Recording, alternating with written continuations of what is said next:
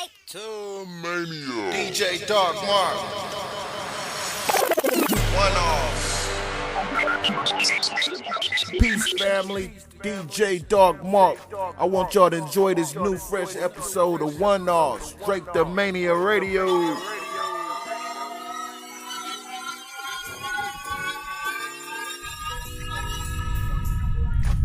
Peace, family. This is Drapetomania Radio. You now live with the livest host, DJ Dark Mark, and this is a segment of one-offs, and we're gonna speak about the Black Power movement, the Moors, Christianity, Catholics, and the Jews, and all of this race-based type war that we're going back and forth with. Peace first off to the House of Consciousness.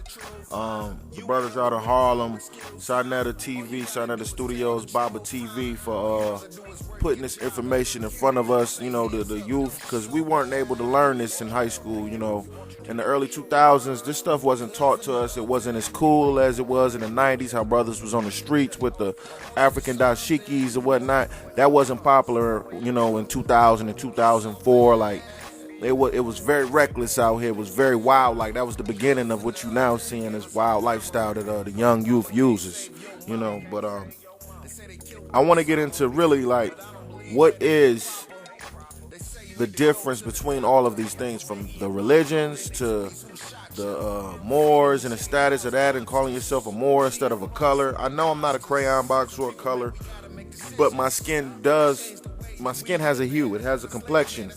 And if I compare my complexion to something appropriate, it'll be black or brown, or something to that level. But we all just subscribe to calling ourselves black because that was just what was told before we was born.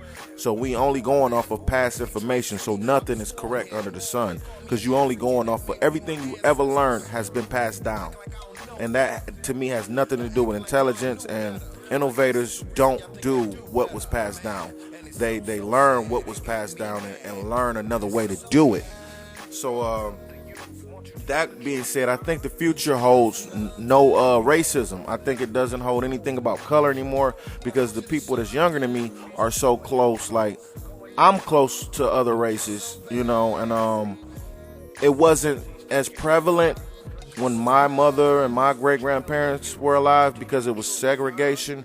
And it just slowly broke down from the 70s to the 80s to the 90s to the 2000s, And now it's I can see that my child really don't know until I learn her on things and educate her on how Martin Luther King and Malcolm X and Harriet Tubman, I educate her on it. But it's like a whole nother world for her. They're so close to all races. It's like I would have to force myself to make her a racist. The only young youth, the next 20-year-olds in the next 20 years won't be racist unless the parents passed it down. So whenever you see a young person 20 years younger that has some type of racial issue, it comes from their parents. It comes from their grandparents. It's not really them, because from what they see, we still seeing a lot of blacks getting killed, and you can see it still. And I just feel like it's another thing about that. I feel like that's happening because it's still the old fucking racist people who told their kids how to be racist, and their kids are in their 40s and 30s. Most of the people that were 80 and 90, they died out from that racist era.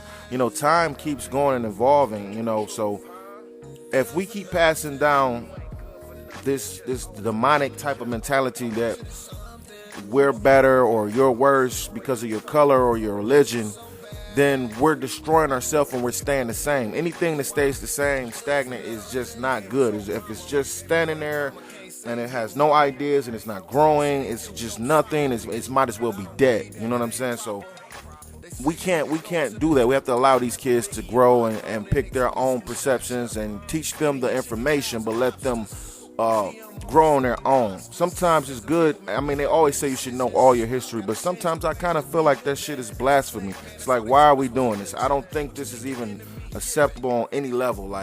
Let these kids live their life. Let them plan their future.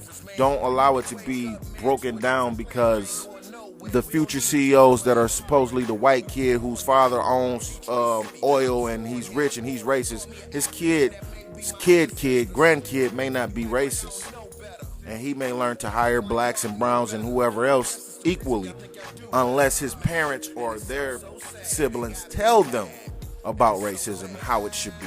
So with that being said, man, I'm gonna wrap this segment up with one off.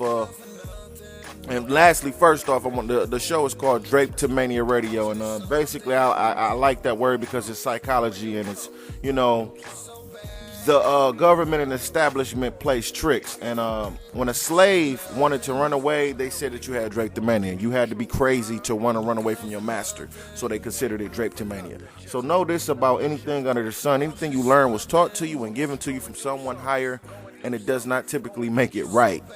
Just because you go to college and they make up words like drapetomania in psychology and say you have it, and then they try to hide it years later, because who has drapetomania now? I guess it just don't exist because we ain't fucking slaves, huh? But just know that they can do that at any point in your life. They can change the rules. And with that being said, we over and we out. Drapetomania Radio. They don't know about Malcolm X. All they know is Martin Luther King. They don't know a thing. Forbidden fruit used to swing as the slaves used to sing.